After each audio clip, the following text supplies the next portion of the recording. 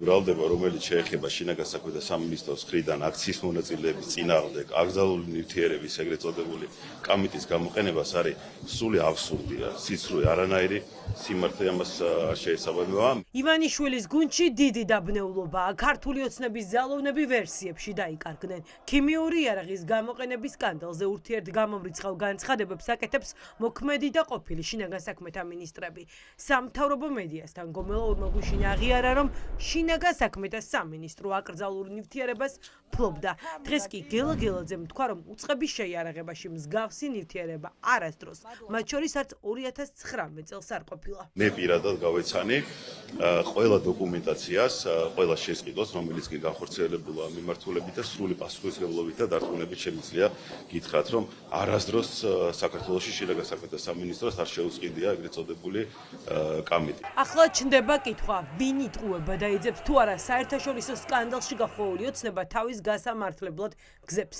ახლა კითხვების ადრესატი ვახტანგ გომელაურია, თუმცა სუში მის გამოკითხვას არ ჩქარობენ. შინაგან საქმეთა მოქმედ მინისტრს წინამორბედის განცხადების გადასაფარად დღეს ნაციონალური მოძრაობის ძალოვნების დაცვაც მოუწია. ბატონი ვახტანგი რასაც გულისხმობდა 2009 წელს არის სხვადასხვა ნივთიერებების შესყიდული, უბრალოდ გაგისურვოთ იმედები და ეს არ არის კამიტი. არ არსებობს საქართველოში არასდროს არ შესყიდულა აღნიშნული ნივთიერება. აქციების დროს არანაირი ჯანმრთელობისათვის საშიში ნივთიერება არ ყოფილა შინაგან საქმეთა სამინისტროსთან გამოყენებული. ვინ ამბობს სიმართლეს, ეს გამოძიებამ უნდა დაადგინოს.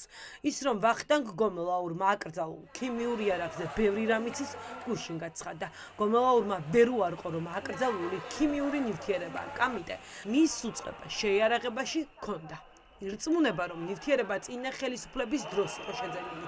BBC-ის სკანდალური გამოძიების გასაჯაროების შემდეგ გომელაურს განმარტება სამთავრობო არხებთან გააკეთებინეს. ამ გამოძიებაში ალბათ ყველაზე უფრო გამოსაძიებელი, ყველაზე უფრო ნავარაუდები ამბავი იყო ის, რომ ჰქონდა თუ არა შინაგან საქმეთა სამინისტროს ასეთი აგენტი, ხო, ქიმიური. გომელაურმა ეს დაადასტურა. დანარჩენი ადამიანები მოიწავნენ თუ არა, ამაზე ხო კითხვა არავის არ აქვს. ხო, ათასობით ადამიანმა მიიღო იმ ტიპის ინტოქსიკაცია, რომელიც ვერ უნდა მიიღო უბრალოდ წრემსადენი გაზის გამოყენების შემთხვევაში. იმ შემთხვევაში თუ სახელმწიფო უსაფრთხოების სამსახურს ექნებოდა ინტერესი აღნიშნული გამოძიება დაემთავრებინა შედეგით, ბუნებრივია ეს იქნებოდა ერთ-ერთი ყველაზე მარტივი გამოძიება ალბათ მის პრაქტიკაში. ვახტანგ გომელაურის გამოკითხვის გარდა ასევე შესაძლებელი იქნებოდა გამოთხოვილიყო ყველა ის დოკუმენტი, რომელიც აღრიცხავდა აღნიშნული საშუალებების შეძენას, შეძენის შემდეგ შენახვას, ასევე ოდენობებს, ასევე როდის იქნა ის გამოყენებული. გომელაურის ნაცვლად სუსმა გამოკითხვაზე დღეს ის ხალხი დაიბარა, ვინც BBC-სთან ისაუბრა.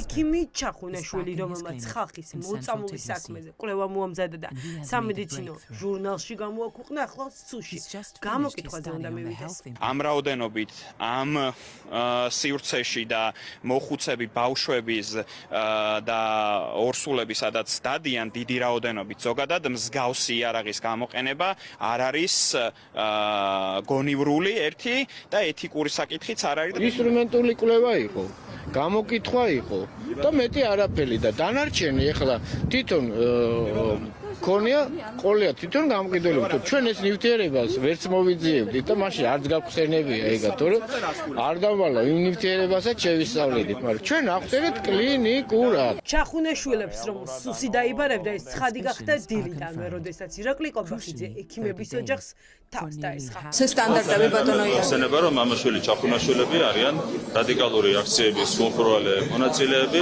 ერთ-ერთი მათგანი მონაწილეობდა პრეზიდენტის სასახლეზე შტურმში, როდესაც ასეთ ადამიანებს ეყრდნობა BBC, ეს უკვე ტრაგიკული მოვლენაა. ირაკლი კობახიძის სამიზნე დღეს გახდნენ ბრიტანელი გამომძიებელი ჟურნალისტებიც. კობახიძე ამტკიცებს, რომ ყველა მათებძვის BBC-ს ჩათვლით. სამწუხაროდ BBC-ს ხელით გავრცელდა აბსოლუტურად ტყუილი ინფორმაცია. არ შეიძლება BBC, საერთაშორისო მედია ხელმძღვანელობდეს იგივე სტანდარტებით, როგორც ხელმძღვანელობენ ფიქ ტელევიზიები საქართველოში. BBC ქართული ოცნების თავდასხმების სერიას უპასუხა. რადიო თავისუფლებას BBC სპიკერმა უთხრა, რომ გამოძიება არაერთი საერთაშორისო პრიზის მფლობელმა ჟურნალისტთა ჯგუფმა მოამზადა. გამოძიება კი ეყრდნობოდა დოკუმენტს, წყაროებს და ინტერვიუებს. BBC მადლობა გადაუხადა იმ ხალხს, ვინც გაბედა და ამ თემაზე ილაპარაკა, თუმცა ეს არ აინტერესებს კობახიძეს. დღეს ქართული ოცნების პრემიერმა დაადასტურა, რომ აქციებს მხოლოდ წყლით არ არბევდნენ და იქ რაღაც ნივთიერება იყო გარეული. პირველ რიგში ეს ნივთიერებები არის შეძენილი 2009 წელს, მაგრამ რაც შეეხება კონკრეტულ დასახელებულ ნივთიერებას, იმ ნივთიერებას საერთოდ არ შეიცავს ეს კონკრეტული, ასე ვთქვათ, მასალა. შარშან ალექსანდრე დარახველიძე ამბობდა, რომ ნივთიერება იყო გარეული წყლის ჭაულში. ადგილობრივი მედიაც საუბრობდა, რომ წყლის ჭაულში იყო ნივთიერება გარეული. თუ ამბობთ, რომ ეს ინფორმაცია ახლა არის ტყუილი თუ სპეკულაცია, გამორიცხეთ მაშინ და ამ დროის განმავლობაში, როცა კითხვები არსებობს, თქვენ რატომ არ პასუხობთ? BBC რატომ უნდა საუბრობდეს ამ? გარეული, მაგრამ რა ნივთიერებაა გარეული, ამაშია საქმე. საქმე სწორედ ეს არის. რა გაურიეს წყალში, რამაც არაერთ ადამიანს მძიმე დაზიანებები მიაყენა. დღეს 30-ზე მეტმა ორგანიზაციამ ერთობლივი წერილი გაავრცელა და მოითხოვეს გელოძის უწყებამ გაასაჯაროოს რა ნივთიერებებს ურევდნენ წყალში.